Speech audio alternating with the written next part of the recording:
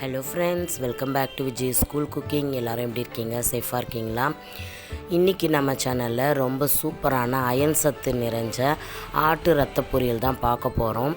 அது கூடவே நாம் முட்டையும் சேர்த்து ஆட்டு ரத்தம் முட்டை வச்சு நாம் ஒரு சூப்பரான பொரியல் செய்ய போகிறோம். ரொம்பவே டேஸ்ட்டாக இருக்கும். குழந்தைங்களுக்கு ரொம்ப பிடிச்ச ஒரு ஐட்டம்னு சொல்லலாம். இது உடம்புக்கும் ரொம்ப நல்லது. அயன் சத்து நிறைய இதனால் கிடைக்கும்.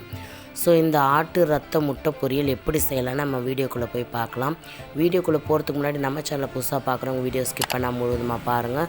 பிடிச்சிருந்தால் சப்ஸ்கிரைப் பண்ணுங்கள். கூடவே இருக்கிற பெல் ஐக்கானும் ஆலில் செட் பண்ணி வச்சுக்கோங்க. அப்போ தான் நாங்கள் போடுற இன்ட்ரெஸ்டிங்கான வீடியோ உங்களுக்கு உடனுக்குடன் நோட்டிஃபிகேஷனாக வரும். நீங்கள் பார்த்து என்ஜாய் பண்ணலாம். இப்போ வாங்க வீடியோக்குள்ளே போகலாம். நான் 2 ஆட்டு ரத்தம் வாங்கியிருக்கேன். பாருங்கள், இந்த மாதிரி இருக்கும். ஆட்டு ரத்தமே பார்க்காதவங்க இதில் பார்த்துக்கோங்க. இப்படி தான் இருக்கும். கறி கடையில் நீங்கள் கேட்டிங்கன்னா இந்த மாதிரி உப்பு போட்டு உரைய வச்சு கொடுப்பாங்க. நீங்கள் வாங்கும்போதே உப்பு போட்டிருக்கா அப்படின்னு கேட்டு வாங்குங்க. ஏன்னா இதை உரைய வைக்கிறதுக்கு உப்பு போடுவாங்க ஒரு சில கடையில். நான் உப்பு சேர்த்து தான் வாங்கியிருக்கேன். இதை நல்லா கை வச்சு நல்லா இதை மாதிரி நல்லா பிசைஞ்சு விட்டுக்கோங்க. இப்போது நம்ம எப்படி இதை செய்யலான்னு பார்க்கலாம். அதுக்கு ஸ்டவ் ஆன் பண்ணிவிட்டு ஒரு அடிகனமான கடாய், அப்படி இல்லை நான்ஸ்டிக் கடாய் வச்சுக்கோங்க. அதில் 2 டேபிள் ஸ்பூன் அளவுக்கு நல்லெண்ணெய் சேர்த்துக்கோங்க. நல்லெண்ணெய் சேர்த்து செய்யும்போது ரொம்ப டேஸ்ட்டாக இருக்கும். எண்ணெய் காஞ்சதும் 1 ஸ்பூன் அளவுக்கு சோம்பு பொரிய விட்டுக்கலாம். சோம்பு நல்லா பொரிஞ்சதும் நான் ஒரு 2 பச்சை மிளகாவும் கருவேப்பிலையும் சேர்த்துக்கிறேன். இதுக்கு இன்க்ரீடியன்ட்ஸ் பார்த்திங்கன்னா ரொம்பவே கம்மி. அதே மாதிரி செய்கிற டைமும் ரொம்ப கம்மி தான். ஜஸ்ட்டு ஒரு 10 நிமிஷத்தில் நம்ம செஞ்சிடலாம். ஒரு 2 பெரிய வெங்காயம் நல்லா பொடிசாக கட் பண்ணி சேர்த்துக்கலாம். இப்போ வெங்காயம், பச்சை மிளகாய், கருவேப்பிலை இது எல்லாத்தையும் சேர்த்து நல்லா கொஞ்சம் வதக்கிக்கோங்க. ரொம்ப வதங்கணும்னு அவசியம் கிடையாது. சும்மா லைட்டாக ஒரு கோல்டன் ப்ரௌன் கலரில் வந்தால் போதும். இப்போது இந்த ஸ்டேஜில் நான் 1 ஸ்பூன் அளவுக்கு இஞ்சி பூண்டு பேஸ்ட்டு சேர்த்துக்கிறேன். இஞ்சி பூண்டு பேஸ்ட்டு ஃப்ரெஷ்ஷாக இருக்கிறதா பார்த்துக்கோங்க. அப்போ தான் நல்லா டேஸ்ட்டாக இருக்கும். இஞ்சி பூண்டு அந்த பச்சை வாசனை போகிற அளவுக்கு நல்லா வதக்கி எடுத்துக்கோங்க. இப்போது இது ஓரளவுக்கு நல்லா வதங்கினதும் அந்த பச்சை வாசனைலாம் போனதும் நாம் பிசைஞ்சு எடுத்து வச்சுருந்த அந்த ரத்தத்தை இதில் சேர்த்துக்கலாம். இதுக்கு நான் உப்புலாம் சேர்க்கலை. ஏன்னா நான் வாங்கும்போதே உப்பு சேர்த்து தான் அவங்க கொடுத்துருந்தாங்க. கறிக்கடையில் நீங்கள் கேட்டு வாங்குங்க, உப்பு போட்டு இருக்கா அப்படி இல்லையான்னு. உப்பு போடலைன்னா நீங்கள் உப்பு சேர்த்துக்கலாம். இப்போது இது நல்லா பொடி பண்ணிக்கோங்க. இந்த அளவுக்கு நல்லா பொடியாகணும். நல்லா கொஞ்சம் தண்ணிலாம் வற்றி இருக்குது. இன்னும் கொஞ்சம் தண்ணி இருக்குது. இப்போ இதுவும் வற்றட்டும். நம்ம அதுக்குள்ளே இந்த பக்கம் நாம் முட்டையை பொரித்து எடுத்துகிட்டு வந்துடலாம்.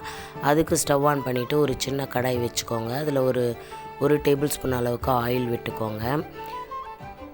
ஆயில் நல்லா ஹீட் ஆனதும் நான் ஒரு 2 முட்டையை உடச்சி விட்டுக்கிறேன்.